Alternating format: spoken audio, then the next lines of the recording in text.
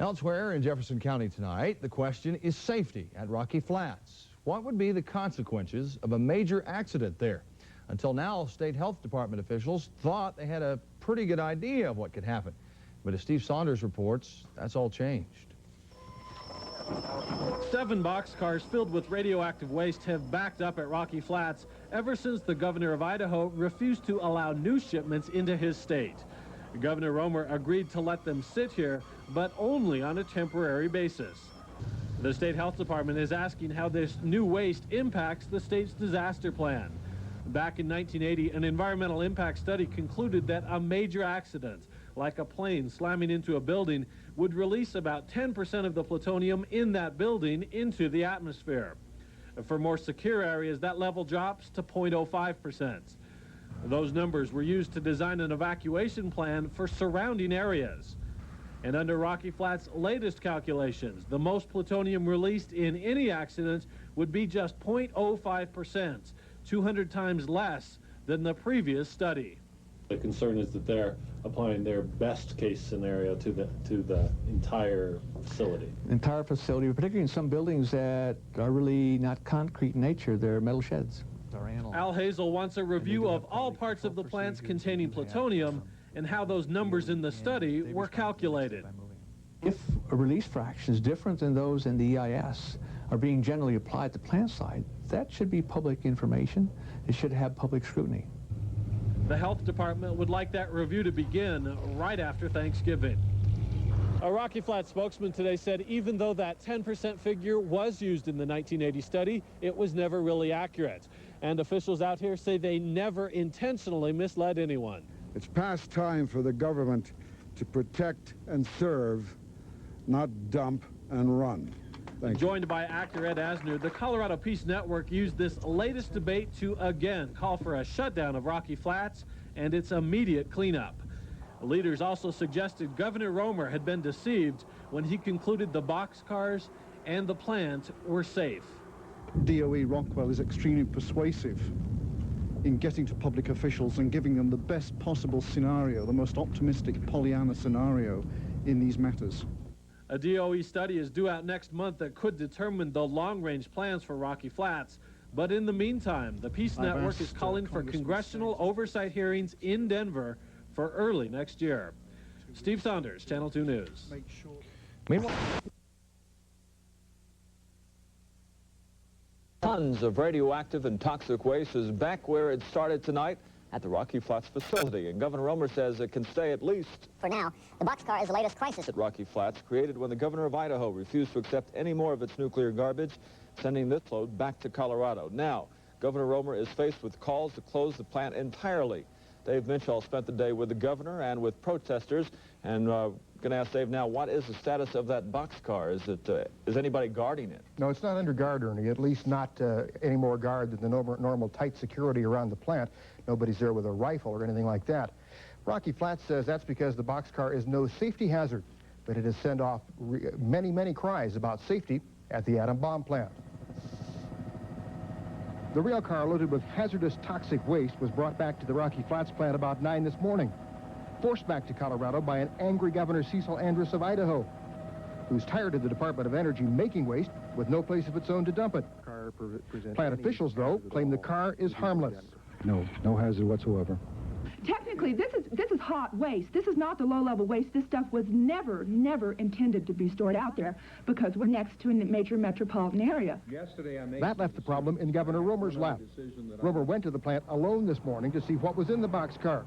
He came back impressed with how the waste is packed, so it's safe for now. That seal is put on it. Then this is placed inside this barrel. Romer turned down Rocky Flats' request for more storage of the stuff that's in the boxcar till a permanent dump can be opened by the Department of Energy. Romer stressed the material in the car presents no health problems. It's a little piece of wood. It's a scrap of metal. It's rags, clothing that was worn in the operation that has been exposed to plutonium particles.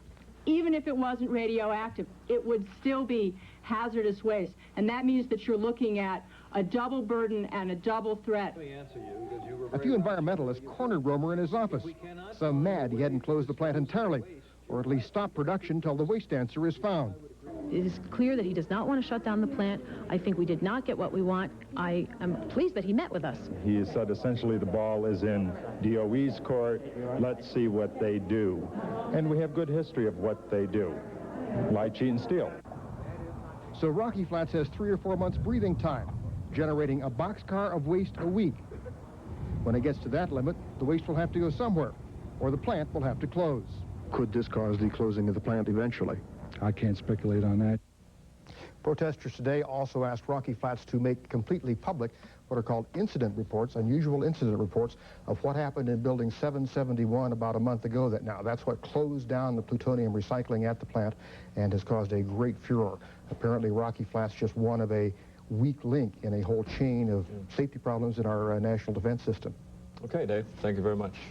Our telepoll question this afternoon is about the storage of radioactive waste at Rocky Flats. We're asking you, and we want to know if you think radioactive waste should be stored at Rocky Flats. If your answer is yes, you can call the number you see on your screen, 832-3306. If you say no, dial 832-0806. Your vote is counted when you hear the short beep. Dial carefully, and we'll have the results for you a little later in this broadcast.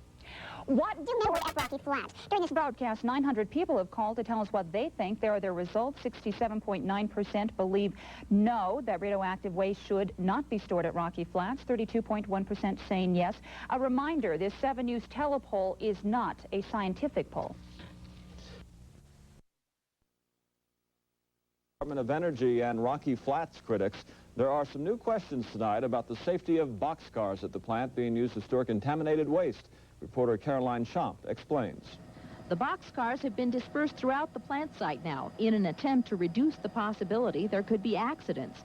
There will be several more of them by the spring deadline for their removal set by Governor Romer. The Colorado Peace Network says that's not enough, and the boxcars are not safe enough storage.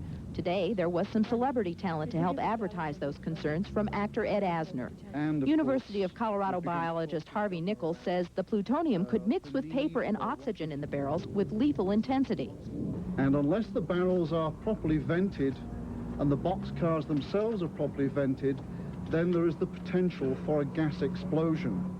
The PeaceNet wants specifics about the amount of plutonium each barrel holds. The official range is 2 to 200 grams, and Rockwell officials say it's an average of 5 grams per barrel. The emergency response plan is built around a maximum release of only 100 grams, which could contaminate within a 4-mile radius. And the Department of Energy is now saying even that much of a release is impossible. Rockwell officials say both barrels and cars are vented properly. They discount the possibility of fire or explosion. The stored plutonium, they say, is in non-combustible form. But the PeaceNet is pressing for congressional hearings here in Denver about the plant's safety and cleanup. As neighbors of Rocky Flats, we are left out. Our only recourse is representative government, which is a good recourse. If they meet here, we will be able to give testimony, and our concerns will be met. Will be heard. And activist Asner summed up the group's position. It's past time for the government to protect and serve, not dump and run. The Rocky Flats safety issue has simmered along for years, but it appears that the most recent events have turned into a public relations bonanza for the people who'd like to have the government shut the plant down. By keeping the pressure up and calling for congressional hearings, they're attempting to take the next step, assuring that their message will be heard where it counts. At Rocky Flats, Caroline Schomp, 7 News. In the content of the negotiations, the Army and Shell Oil Company are under a mandate to clean up the arsenal at an estimated cost of $1 to $3 billion. The ground is contaminated from years of manufacturing pesticides and chemical weapons. State officials want the cleanup done under state laws because they're more strict than federal laws. The Army is trying to stop the matter from going to trial because of the expense and the potential delays.